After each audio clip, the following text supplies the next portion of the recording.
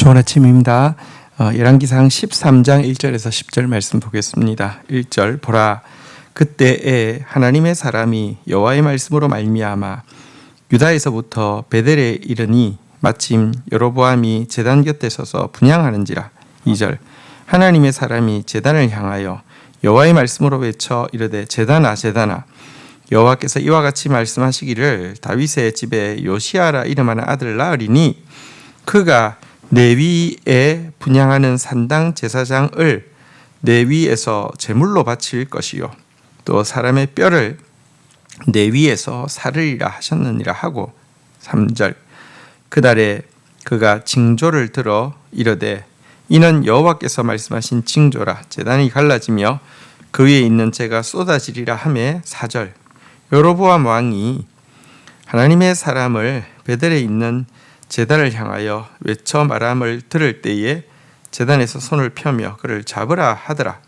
그를 향하여 편 손이 말라 다시 거두지 못하며. 5절 하나님의 사람이 여호와의 말씀으로 보인 징조대로 제단이 갈라지며 재가 쏟아진지라.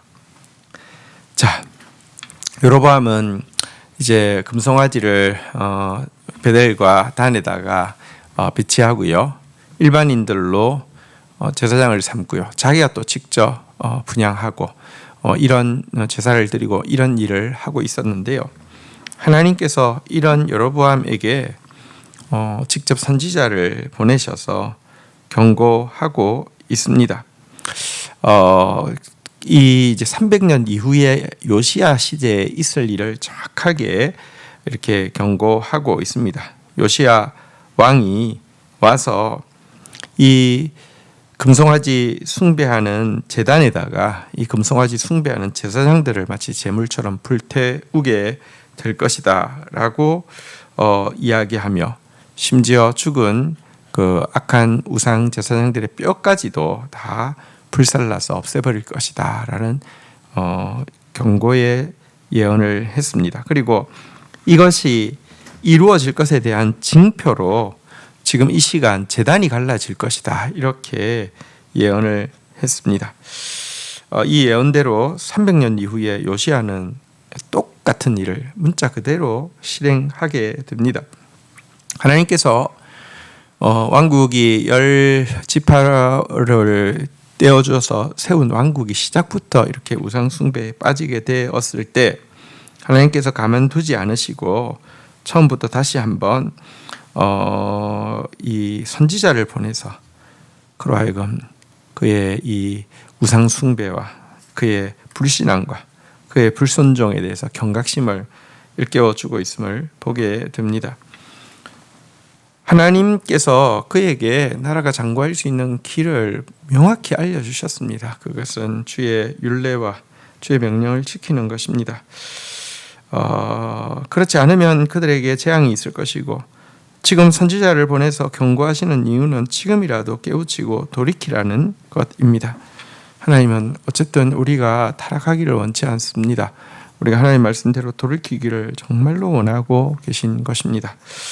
자, 하지만 강팍한 여로보암은 이 선지자의 경고를 두려워하지도 않았고요. 도리어 그 선지자를 잡으라고 손을 내밀어서 잡으라고 이렇게 소리 질렀습니다. 하지만 그때 그 손이 펴진 상태에서 마비가 되게 되었습니다. 자, 이때 어떤 일이 일어납니까? 6절부터 보겠습니다. 왕이 하나님의 사람에게 말하여 이르되 청하건대 너는 나를 위하여 내 하나님 여호와께 은혜를 구하고 내 손이 다시 성하기를 기도하라. 하나님의 사람이 여호와께 은혜를 구하니 왕의 손이 다시 성하도록 전과 같이 되니라.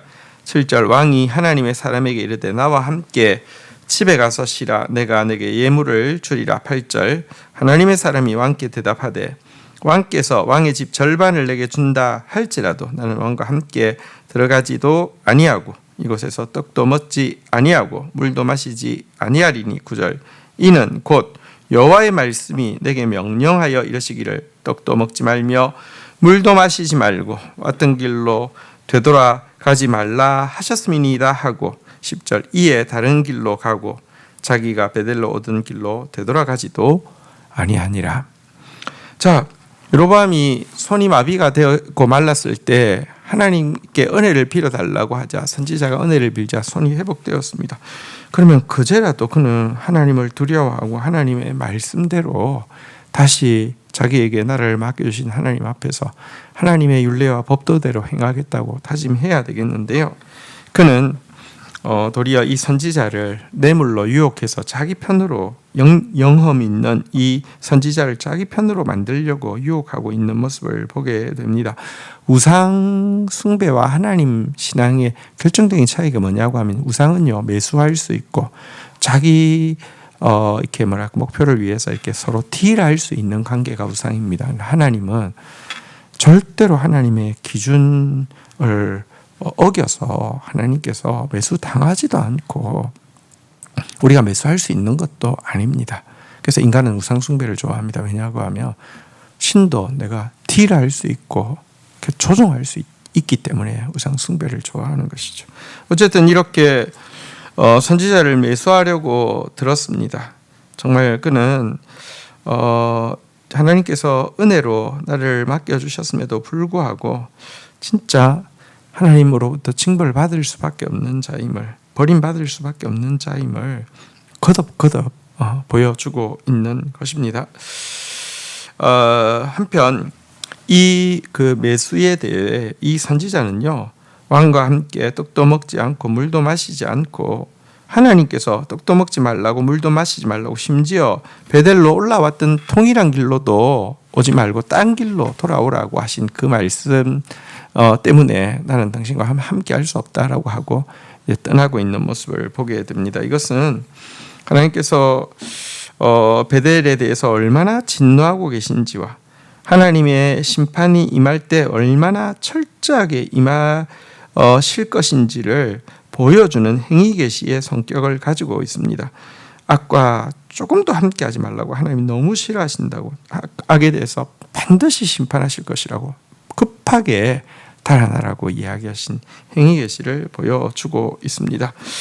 이런 말씀과 이런 표징을 보았음에도 불구하고 강박한 것 이것은 사실은요 담대하거나 용감한 것이 아니라 미련하고 저주받을 일입니다. 여러분 사실 이스라엘이 가나안 땅에 들어왔을 때 기브온 주민 외에는 이스라엘과 화친하려 간 족속들이 하나도 없었습니다. 왜 그랬습니까? 사실 그것이 여러분 사실 은혜를 입지 못하는 증거입니다. 성경은 이야기합니다. 기브온 주민 외에는 이스라엘 자손과 화친한 성읍이 하나도 없고 이스라엘 자손이 싸워서 다 점령하였으니 그들의 마음이 완악하여 이스라엘을 대적하여 싸우러 온 것은 여호와께서 그렇게 하신 것이라 그들을 진멸하여 바치게 하여 은혜를 입지 못하게 하시고 여호와께서 모세에게 명령하신 대로 그들을 멸하려 하심이라 그랬는데요. 여러분 하나님께서 사실은 기회를 주십니다. 여로보암에게도 기회를 주시고 가난한 사람들에게도 기회를 주십니다. 그런데요. 이 기회 앞에서 여로보암처럼 행동하는 것 혹은 기본 주민을 제외한 나머지 가난한 주민들처럼 행동하는 것 자체가 여호와께 은혜 입지 못한다는 증거이고요. 이것 자체가 정말 하나님께 벌받을 수밖에 없고 버림받을 수밖에 없다는 증거가 되는 것입니다. 강박한 마음만큼 어리석은 것이 없고요. 부드러운 마음만큼 참 은혜로운 것이 없습니다. 부드러운 마음으로 돌이키는 저와 여러분들이 되기를 주의 이름으로 축복합니다. 주신 말씀 붙잡고 기도하며 나가도록 하겠습니다. 하나님, 여로보암이 범죄할 때 그냥 내버려 두지 않으시고 처음부터 당신의 선지자를 보내서 엄히 경고하시고 하지만 경고하시지만 또 300년이라는 유예 기간도 주시면서 경고하신 하나님의 인내와 또 하나님의 또 긍휼도 보게 됩니다. 하나님, 그러나 이 경고 앞에서 두려워하기는커녕 선지자를 체포하여서 그의 입을 막으려고 하고 선지자의 말씀으로 말미암아 그의 팔이 펴진 채로 마비되고 말랐다가 회복되어지는 기적을 보고도 선지자를 돈으로 매수하려고 하는 참 어리석은 강박한 완악한 여로보암의 모습을 봅니다. 그러나 이것이 진짜 하나님께 은혜 받을 수 없는 가장 분명한 증거라는 사실도 저희들이 깨닫게 됩니다. 하나님, 완악한 마음 가지지 않게 하여 주시고 주 앞에서 언제나 부드러운 마음, 주 앞에서 언제나 쉽게 순종하는 마음 허락하여 주셔서 잘못된 길에 선다 할지라도 속히 돌이키는 은혜를 빼앗기지 않는 저희들 되게 인도하여 주옵소서. 예수 그리스도의 이름으로 기도 올립니다. 아멘.